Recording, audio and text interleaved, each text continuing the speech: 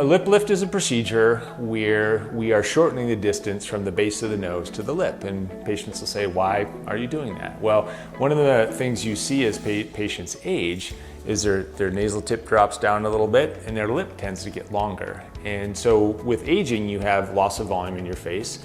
You have bony changes, so you lose bony volume in your face. So our lips tend to get thinner as we age, the lip tends to get longer. And so when you do a lip lift, you typically will make an incision, what's called a bullhorn, along the nasal base. And you remove some excess skin and then you manipulate the muscle to lift the lip up.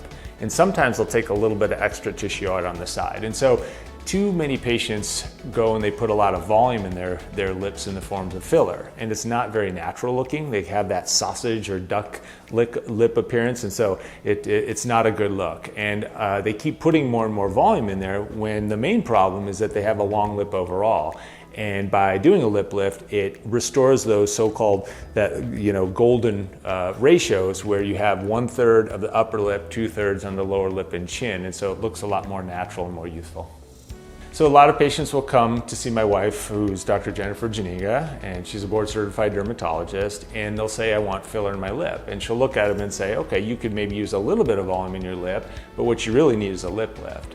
So with both of our specialties, we ultimately can offer the patient the best solution.